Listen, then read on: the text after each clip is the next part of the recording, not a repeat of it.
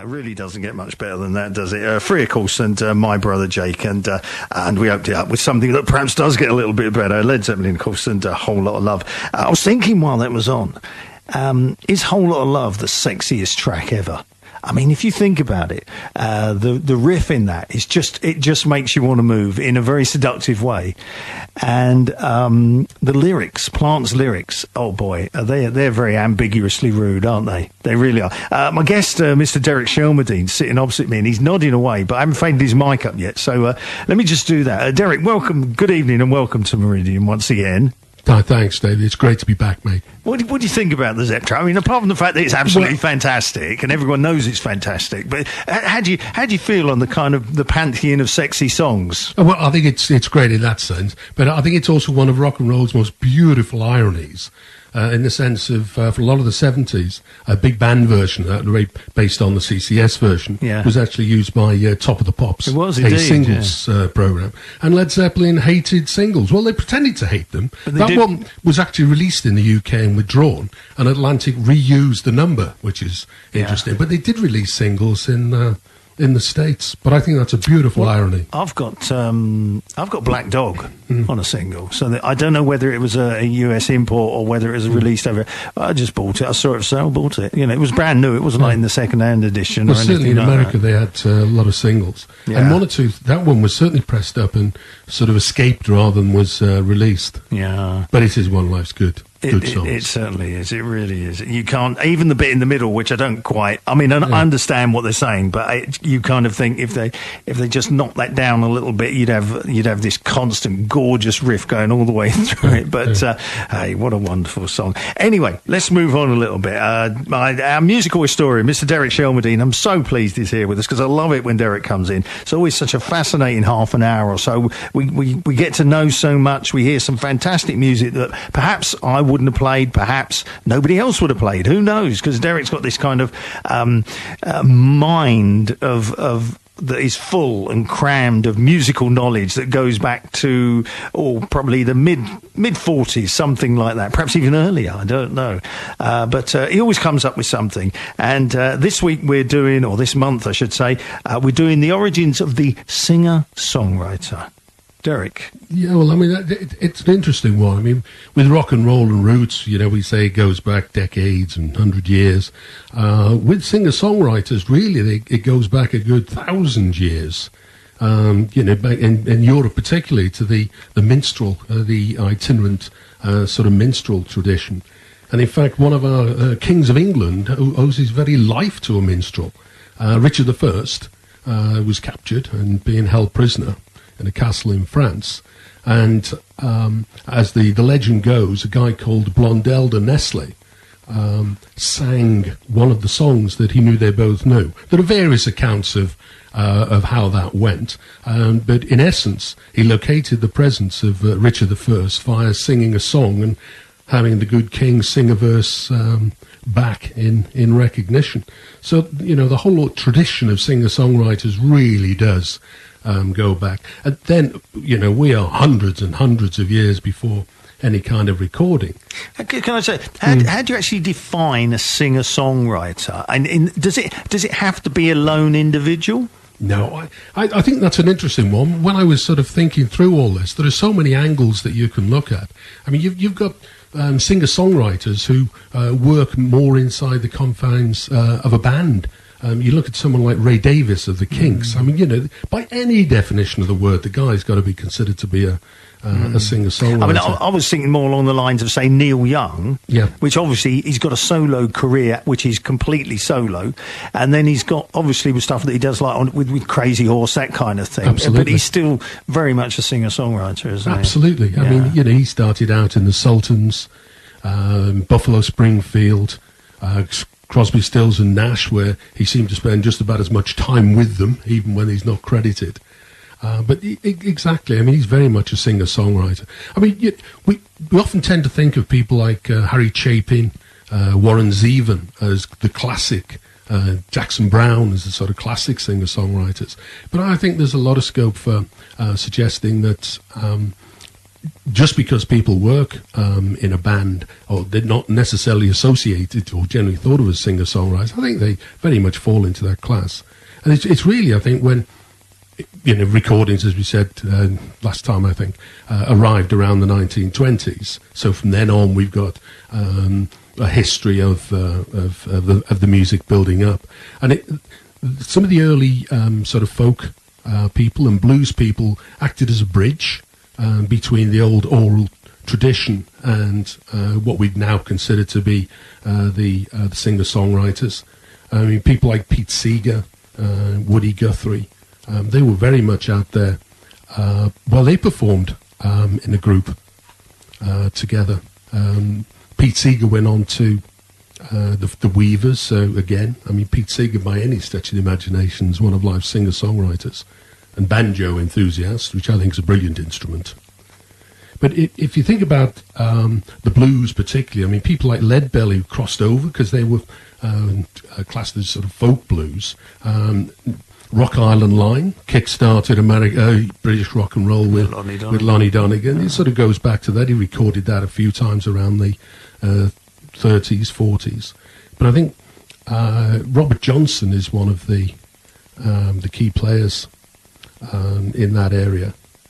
But before you sort of get into Robert Johnson more, it's interesting to think about how people like Jimmy Rogers and Hank Williams are very influential on today's music, or just from the 60s, which is by definition a big influence. I mean, he was actually inducted into the Rock and Roll Hall of Fame in their inaugural year in 1986, which is interesting. I mean, he's known as the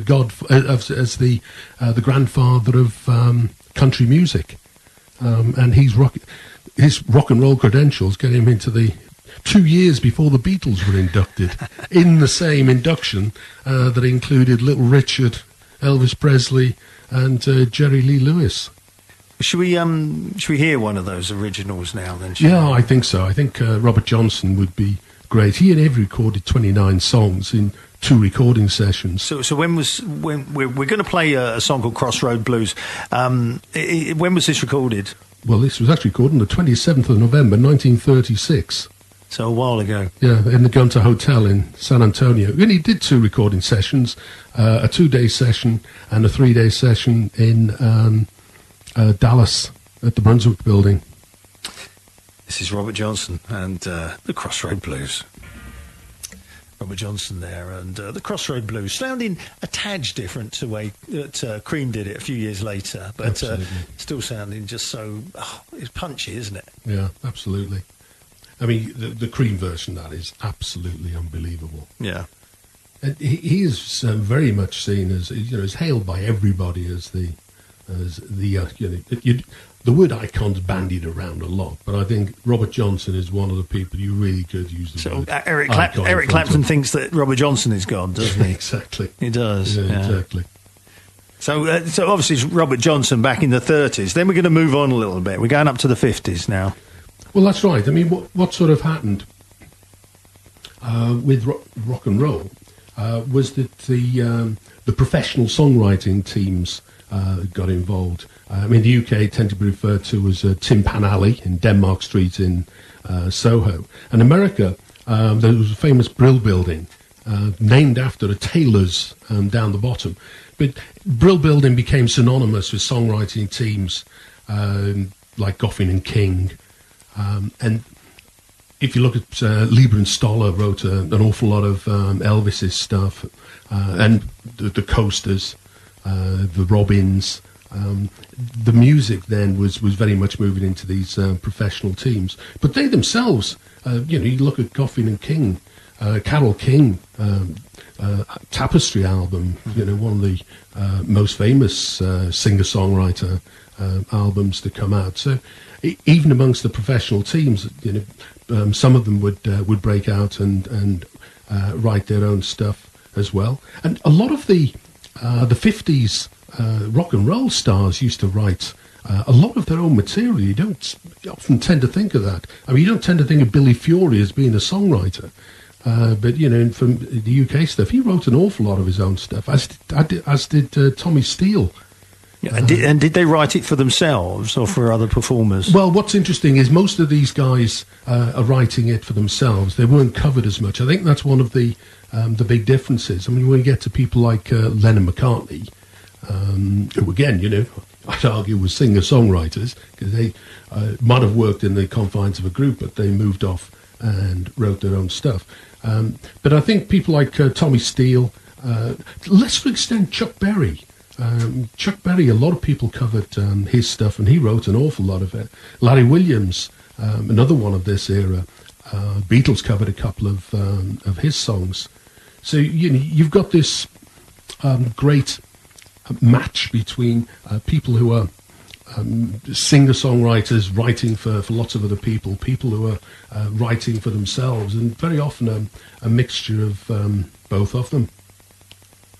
I think one of the key things here is that someone like Chuck Berry extended the genre of American rock and roll, whereas Fats Domino and the likes were going off down their own route, more or less. Chuck Berry really branched out into other areas, and particularly because he was one of those people that was then covered a lot. I mean, the Rolling Stones' first UK single, Come On, was a Chuck Berry cover. So he was... Well, John Lennon famously said that if you had to think of another name for rock and roll, you could call it Chuck Berry. So, I think that says it all, really. Yeah. And he had the famous duck walk. He went to prison 3 times, Well, he's still going, isn't he? He's always still going. Still performing? I don't know. Because he must be, 82, he something like that? I don't know. I haven't seen any accounts of him, actually, performing, but it wouldn't surprise me. People like Muddy Waters, I mean, they went on for a very long time. So it'd be nice to think he was. Should we hear a bit of Chuck then? I think that sounds like a great plan. Chuck Berry. Let's just get on with it. Chuck Berry there, and some of that good old rock and roll. You can't go wrong with a bit of a good old rock and roll music, can you? Oh, absolutely not. Chuck Berry, what a man! Does he still? Do you know? Does he still look at his watch when he's performing? He used to look at his watch, didn't he? Because if he was paid to do an hour and a half, he'd do an hour and a half and just walk off. That's right, and he would insist on being paid in folding greenbacks before he went on stage as well.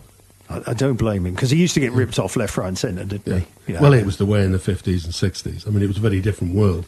Yeah. So so we've gone on. So that's the 50s rock and roll. I mean, see, to me, what I would, if someone just says a singer-songwriter, my sort of instant thought is somebody on their own playing one instrument, as opposed to someone like Chuck Berry, obviously a singer, obviously a songwriter, but he's got musicians around him as well to sort of fill out the song. Yeah. I mean, I guess that's the diff. I mean, I grew up, and we're thinking about the 60s. I'm thinking Simon and Garfunkel. They're not 60s. Paul Simon, that kind of thing.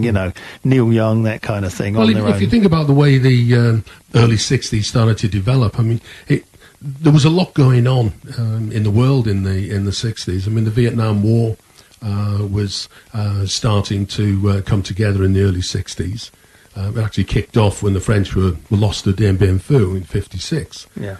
54 rather. And the 50s and 60s had a lot of problems with issues with civil rights. And by the early 60s, people like Bob Dylan, if you have to think of the first name that pops into your head with singer-songwriters, I mean, Bob Dylan has got to be up there on the in the top 5. Yeah. And he appeared in the early 60s, and there was then a genre of singer-songwriters on the in the whole protest movement. People like Phil Oakes, who sadly was seriously overshadowed by Dylan. I think Phil Oakes' stuff is very, very powerful. And Tom Paxton. Often Joan Baez's name comes in as a singer-songwriter, but I had a quick look at her 60s albums, and she didn't actually write an awful lot of stuff, and her songwriting really started in the 70s. Most of the 60s stuff she did was either Bob Dylan or traditional songs that she reworked. Yeah. So what you've got there is the kind of development of the singer-songwriters that you're quite likely referring to. Although some did play two instruments, a lot of these guys like the guitar and the harmonica the old strapped across it, which is always a good sign. I mean, I've been teaching myself the harmonica a little bit, and it's not as easy as it looks. And how on earth you play it strapped to a guitar is anybody's guess. You might have just set yourself up for something there, Derek, because we have a little bit of fun at Christmas time. I might get you to come in and do a carol on the old harp there. I should be up to speed with Silent Night by then. Oh, that's good. That is really good. Yeah, I mean, you've got people like Peter Gabriel, Van Morrison, Sid Barrett, your Neil Young, who kind of they did sort of make it basically in bands, but then went solo. They didn't do it the other way round or stay as solo artists. Well, that's right. I mean, most of those, if you look at a lot of the people who came out from there, you've got the Beatles, you've got Townsend in The Who then ran a parallel recording career, solo career. The Kinks, Ray Davies, very much into a solo career. And I think it's this ability to operate in an unplugged environment. I mean, someone like Clapton, if he's most of his stuff really over the years has been in bands of one sort or another. I mean, quite interesting really, because he never really liked the fame that he had in Cream.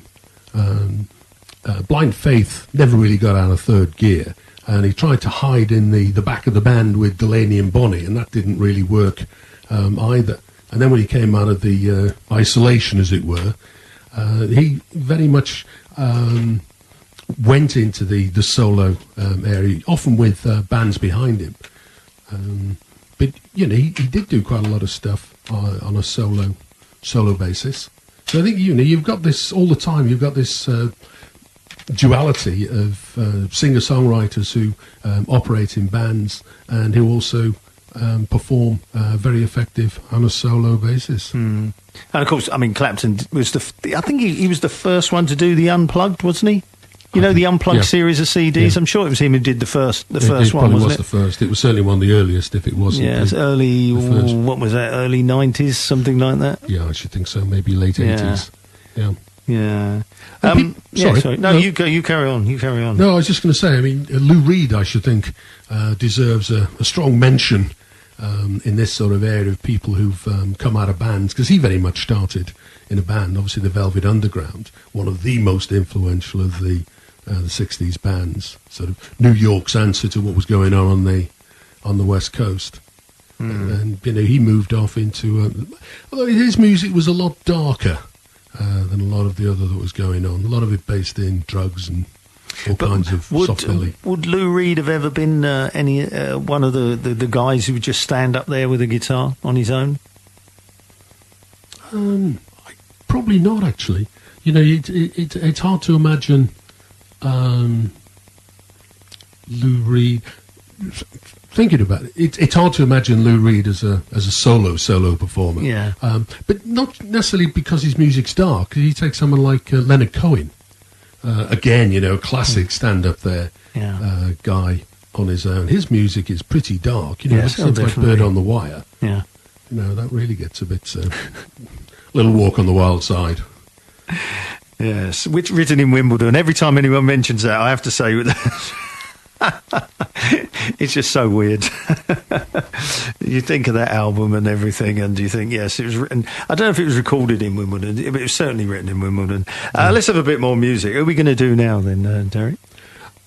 We were going to do Neil Young. Bit of Neil Young. And Ohio, which was Neil Young's response to the 4 students that were shot dead by the National Guard at Kent State College. Yep. Neil Young. 1970. Ohio. Solo Neil Young there and Ohio.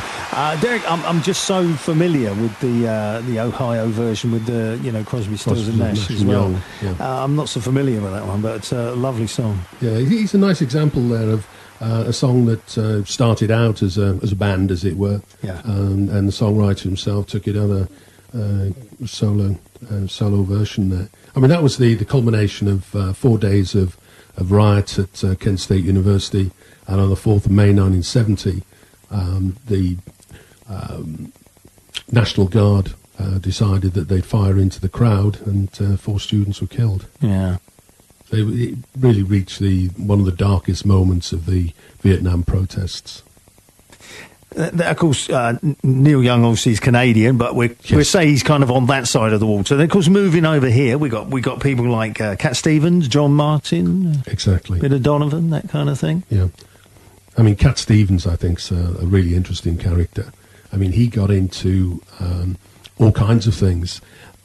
Religion, numerology. And you look at his titles of his albums, things like Buddha and the Chocolate Box, and what was it, Pythagoras, a number tale. Yeah. I can't remember the exact title now, but it was a play on Fred, you've got me with that one. It was really, really great. Yeah, because he in his studies of religion and philosophy. He experienced a near-death experience. He was swimming off Malibu, and he was caught in, I don't know, maybe a rip current, and he was really struggling. And he called out to God to save him, and immediately the current ebbed, and he swam back to shore. And it was after that he converted to Islam. Ah, so I wonder how he knew which God had answered him. Yeah, it's interesting because he was obviously Christian, but I think he'd obviously been Greek Orthodox. I'd imagine he would. Yeah, I would imagine so. Yeah. Apparently, the name Cat came from the fact that a girlfriend once told him he had eyes like a cat. Oh wow! So that's got to be good. But yeah, I mean, there were lots of really good British singer-songwriters. I mean, not least of which was Donovan. He got very compared to Bob Dylan in the early days. Was he kind of Britain's answer to Bob Dylan? I mean, did he deliberately go along that route? I'm not sure he did. He was a lot more gentle. His singing style was compared often unfavourably.